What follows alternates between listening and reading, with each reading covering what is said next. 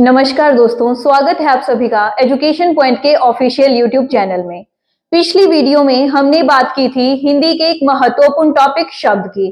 आज उसी श्रृंखला को आगे बढ़ाते हुए हम देखेंगे कि प्रतियोगी परीक्षाओं में शब्द से बनने वाले प्रश्न कौन कौन से हैं, किस किस प्रकार से शब्द से प्रश्न पूछे जा सकते हैं। चलिए बढ़ते हैं प्रश्नों की तरफ।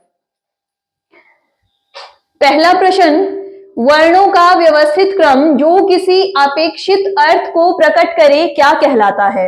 जब हमने शब्द की परिभाषा की बात की थी तो हमने देखा था कि वर्णों का व्यवस्थित क्रम जो किसी अपेक्षित अर्थ को प्रकट करे क्या कहलाता है। ऑप्शन ए शब्द, ऑप्शन बी अक्षर, ऑप्शन सी वर्ण और ऑप्शन डी व्यंजन। तो इस प्रश्न का जो सही जवाब रहेगा वो है ऑप्शन ए शब्द।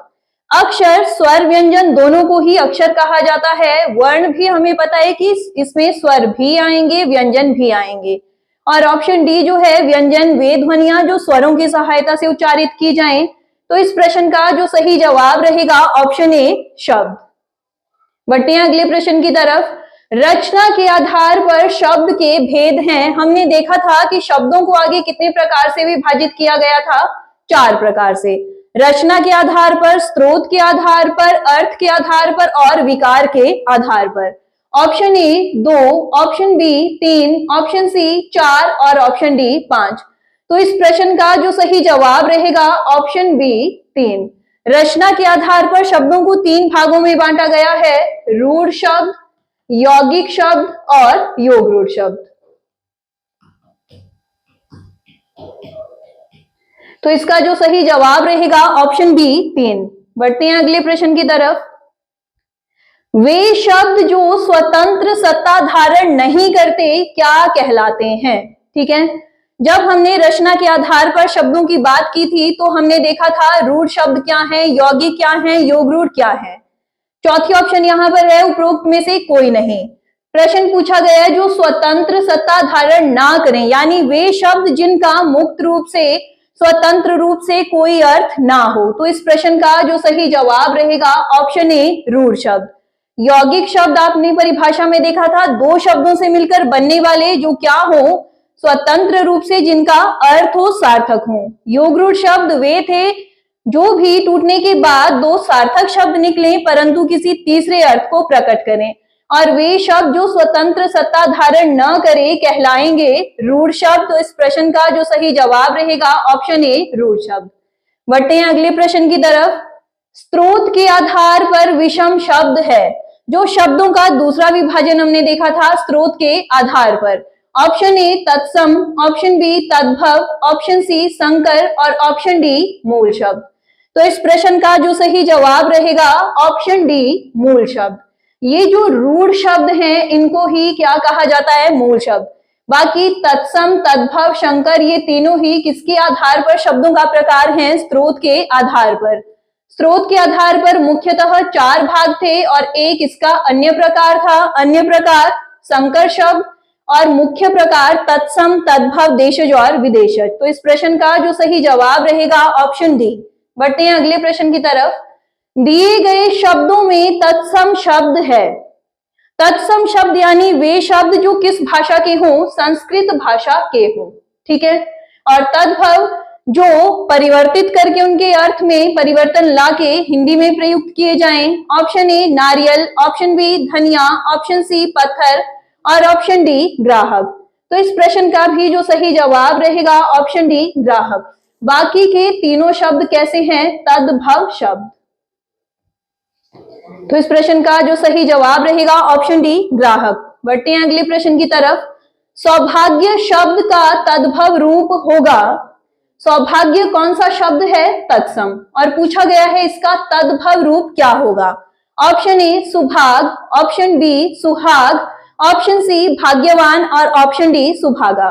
तो इसका जो सही जवाब रहेगा ऑप्शन बी सुहाग। बढ़ते हैं अगले प्रश्न की तरफ।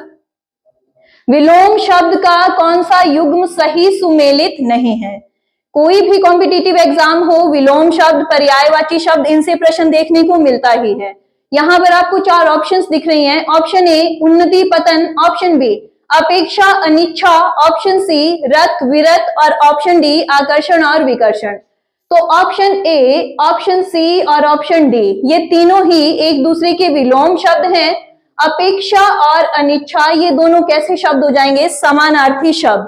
तो इस प्रश्न का जो सही जवाब रहेगा ऑप्शन बी, अपेक्षा और अनिच्छा ये दोनों एक दूसरे के विलोम शब्द नहीं है। बढ़ते हैं अगले प्रश्न की तरफ।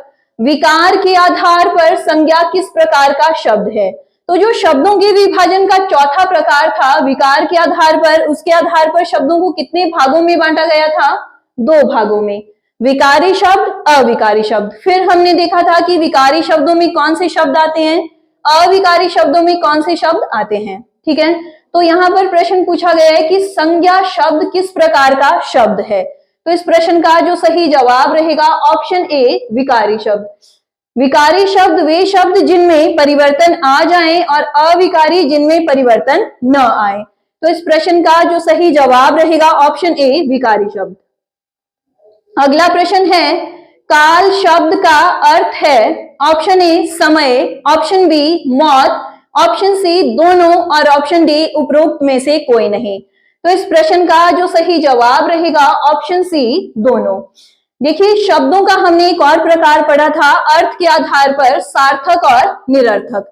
फिर हमने बात की थी कि सार्थक में भी आगे कितने प्रकार आते हैं? 4, एकार्थी, अनेकार्थी, समानार्थी और विपरीतार्थी।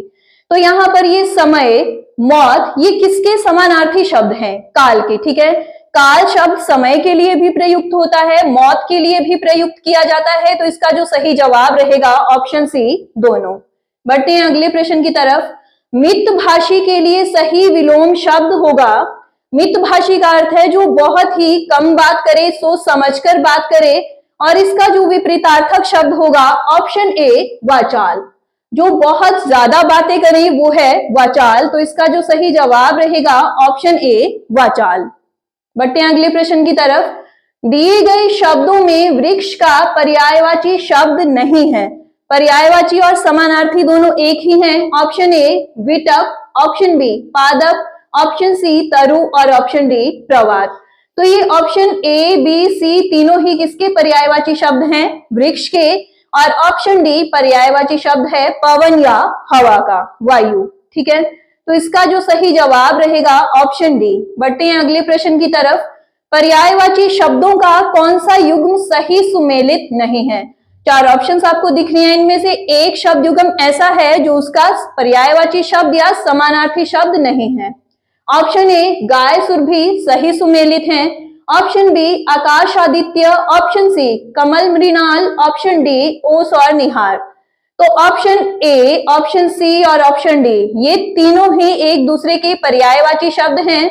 ऑप्शन बी, आकाश और आदित्य, तो आदित्य पर्यायवाची शब्द है सूर्य का, ये आकाश का पर्यायवाची शब्द नहीं है। तो इसका जो सही जवाब रहेगा ऑप्शन बी। बढ़ते हैं अगले प्रश्न की तरफ। सार्थक शब्दों के प्रकार हैं। देखिए जब वीडियो में हमने शब्द की परिभाषा देखी थी तब भी मैंने बात कही थी कि ये सार्थक शब्द, निरर्थक, यहाँ से 2 प्रकार से प्रश्न पूछा जाता है। पहला तो है अर्थ के आधार पर।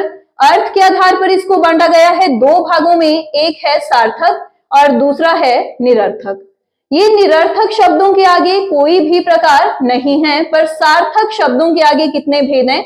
4 भेद। तो इस प्रश्न का जो सही जवाब रहेगा ऑप्शन ए, 4।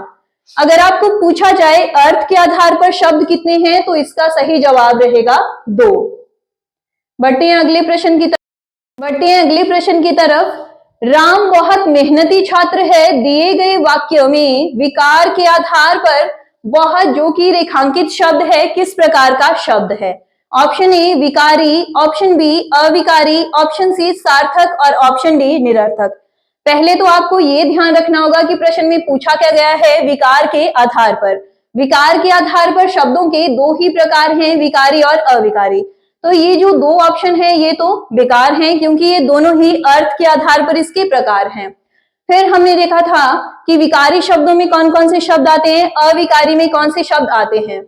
विकारी शब्दों में संज्ञा, सर्वनाम, क्रिया और विशेषण। अविकारी शब्दों में समुच्चय बोधक, संबंध बोधक, क्रिया विशेषण और विस्मयादि बोधक। तो यहाँ पर ये जो मेहनत है ये कैसा शब्द है? विशेषण शब्द। और ये जो बहुत है ये किसकी विशेषता बता रहा है? मेहनत की। तो ये क्या है? प्रविशेषण। तो ये आएगा अविकारी शब्दों की श्रेणी में। अभी हमने बात की विकारी में संज्ञा, सर्वनाम, क्रिया और विशेषण, अविकारी में क्रिया विशेषण, संबंध बोधक, समुच्चय बोधक और विस्मयादि बोधक। तो इस प्रश्न का जो सही जवाब रहेगा ऑप्शन बी, अविकारी शब्द। बढ़ते हैं आज के आखिरी प्रश्न की तरफ। दिए गए शब्दों में संकर शब्द का चयन करें। संकर शब्द पहले तो कौन से हुए? स्रोत के आधार पर हमने बात की थी शब्दों के 5 प्रकार, 4 मुख्य, 1 अन्य। संकर शब्द वे शब्द जो 2 भाषाओं से मिलकर बने हो या 2 शब्दों से मिलकर तत्सम तद्भव, देशज विदेशज या तत्सम देशज तत्सम विदेशज। तो इस प्रश्न का जो सही जवाब रहेगा वो है ऑप्शन डी, जो कि हिंदी और उर्दू के शब्द से मिलकर बना है। बाकी विद्यालय, पर्वतमाला, स्टेशन ये दोनों ही शब्द आपके तत्सम शब्द हैं और ये रहेगा आपका विदेशज शब्द। तो इस प्रश्न का जो सही जवाब रहेगा ऑप्शन डी। तो ये थे शब्दों से बनने वाले कुछ एक महत्वपूर्ण प्रश्न जो कि आपको किसी भी प्रतियोगी परीक्षाओं में पूछे जा सकते हैं। यदि आपको हमारी वीडियोस अच्छी लगी हो तो बने रहें हमारे YouTube चैनल एजुकेशन पॉइंट मंडी के साथ। धन्यवाद।